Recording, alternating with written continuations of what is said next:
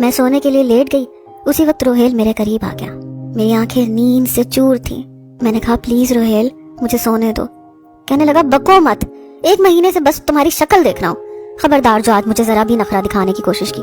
वो रात मेरी रोहेल की नजर हो चुकी थी, लेकिन मुझे सोए हुए बस 1 घंटा ही गुजरा था कि अहमर उठकर रोने लगा। उसकी आवाज सुनकर मुझे ही उठना पड़ा।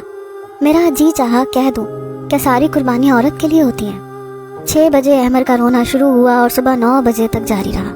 मैं उसे गोद में लेकर कमरे में चक्कर लगाती रही, तब जाकर वो सोया और मेरी ये हालत थी कि मैं चकरा कर गिर जाऊंगी। अहमर को बेड पर लिटाकर मैं कमरे से बाहर निकल गई, क्योंकि सास ने भी रात को कह दिया था कि अब कल से घर तुम संभालो। इसलिए सास ससुर को नाश्ता बना कर दिया, फिर रोहेल के ऑफिस की तैयारी करने लगी।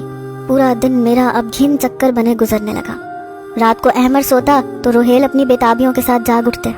कई बार मैं उनसे कह चुकी थी कि मेरा ऑपरेशन हुआ है रोहेल, कुछ तो मेरा भी एहसास करें, लेकिन मर्द को शायद इन बातों से कोई सरोकार नहीं होता। वो मुझसे मुआनका करते हुए कहने लगते कि फिर मेरा ख्याल कौन रखेगा। कसम से बड़ी जालिम हो तुम, इतना चाहने वाला शौहर है तुम्हारा, और एक तुम हो उसकी मोहब्बत का जवाब मोहब्बत से देने के बजाय नखरे दिखाती हो। मैं ये सब सुनकर चुप हो जाती थी। दिन रात की जिम्मेदारियां संभालते संभालते मैं थक चुकी थी। अब तो मेरे चेहरे की रौनक भी मांद पड़ने लगी थी।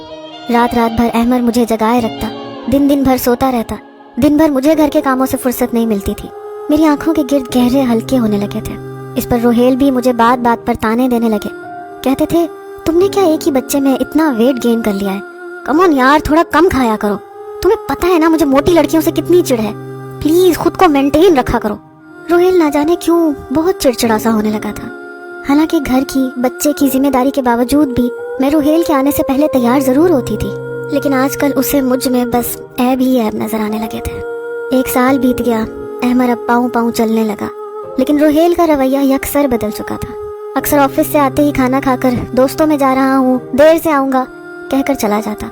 मैं कई बार रोहेल से कह चुकी थी कि मुझे और अहमर को भी कहीं घुमाने ले जाया करो कभी, लेकिन वो सुनना ही नहीं चाहता था।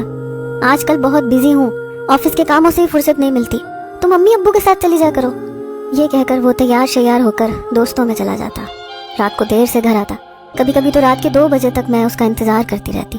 लेकिन एक बार जब वो घर आया तो उसकी आंखें मुझे नशे से चूर लग रही थी। गाने गुनगुनाता हुआ वो घर में दाखिल हुआ था। मैं उस वक्त बहुत गुस्से में थी।